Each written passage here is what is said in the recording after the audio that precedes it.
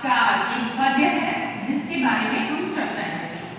पद बाण चले गई कुमकुम मानो मूठ गुलाल की सांग प्रभावी ढाल मनोदफ ढाल बनी हाथ नाल बंदूक छूटे पिचकारी राउन भरे पट वीरन के उपमा जन घोर है केशर डाली खेलत भाग की वीर लरे नमला से लिए करवार कठारी।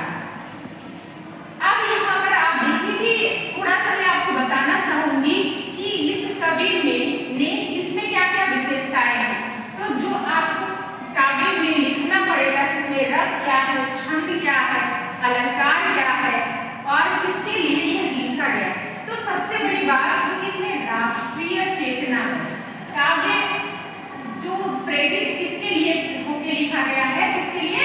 राष्ट्रीय चेतना। केंद्र इसका है राष्ट्रीय चेतना, राष्ट्र के लिए आत्म बलिदान कर देना है। दूसरी बात है भाषा यहाँ ब्रज है, ब्रज भाषा का प्रयोग किया गया है।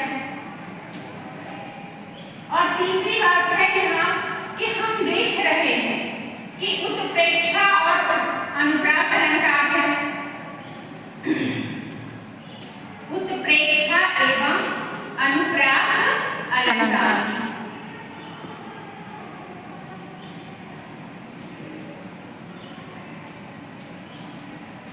और रस इसमें है वीर रस। कौन सा रस है? वीर रस। वीर रस का स्थायी भाव क्या है? उत्साह। तो यहाँ पर जो सेना है, सेना के अंदर सबसे बड़ी चीज जो देखने को मिल रही है वो चीज क्या है? उत्साह। वाण का अर्थ क्या है? वाण। वाण का अर्थ क्या है? वाण, जिसे हम स्वर कहते हैं और तीर कहते हैं। देखिए एक स्वर ये है, दूसरा ये है। आपको यहाँ पर प्रोनाउंसिएशन जो है, उच्चारण और शब्द का वार्णिक अंतर भी जानना है। ये सरकार आपकी खोपड़ी होती है और इस सरकार में क्या होता है? तीर। तो यहाँ हमारा तात्पर्य किससे होना चाहिए? तीर से।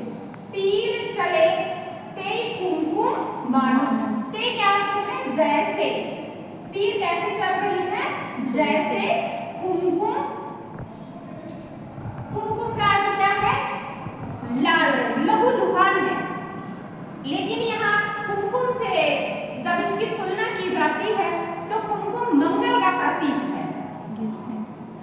मानव मूठ गुलाल की सांग प्रहारी, जो उसकी मूठ है।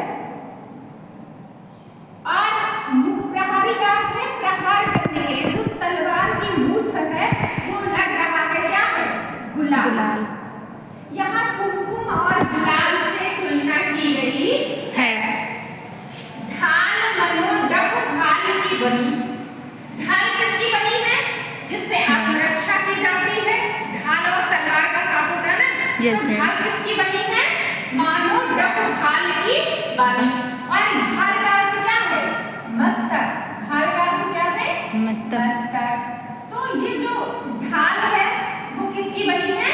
मस्तक की। और डफ का अर्थ है डफली। हाथ बनी, हाथ नाल बंदूक के, और हाथ जो है वो किसका काम कर रहे हैं? बंदूक का। छूटे पिचकारी, और जब इस हाथ से शत्रुओं के ऊपर प्रहार किया जाता है तो जैसे लगता है कि फाग की होली खेलने के लिए बच्चे पिचकारी का प्रयोग करते हैं उत्साह में, उसी तरह से वीर सैनिक युद्ध क्षेत्र में पिचकारी का प्रयोग कर रहे हैं। अगर राउन साउन भरे पट वीरन की। पट का अर्थ क्या है? शरीर। पट का अर्थ क्या है? शरीर पर वस्त्र। पट का अर्थ क्या है? वस्त्र, जो कपड़े हैं। साउन का अर्थ क्या है? एकदम धूल दूषित हो गए। युद्ध में यदि खून है तो खून से लथपथ है उनके कपड़े, धूल से लथपथ है, कीचड़ से लथपथ, उनका जो भी है युद्ध में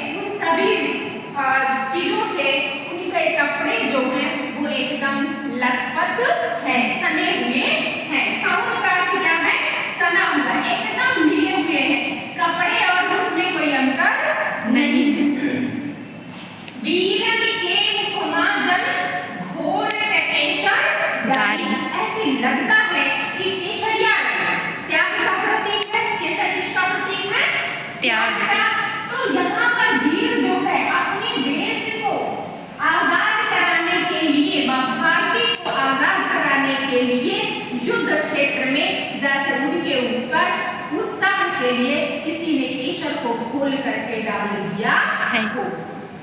खेलत ठाग की वीर लड़े, ऐसे लग रहा है कि ये वीर जैसे फाग में उत्साह में लोग हास्य के लिए, प्रसन्नता के लिए होली खेलते हैं, उसी तरह माँ भारती को राष्ट्रीय चेतना से ओतप्रोत वीर आजाद कराने के लिए इस खून की होली खेल रहे हैं। नवदास लिए करवार कटारी और एकदम नई नई कटारी हाथ में लेकर के उत्साह से ओतप्रोत होकर के युद्ध क्षेत्र में अपनी प्रस्तुति दे रहे हैं।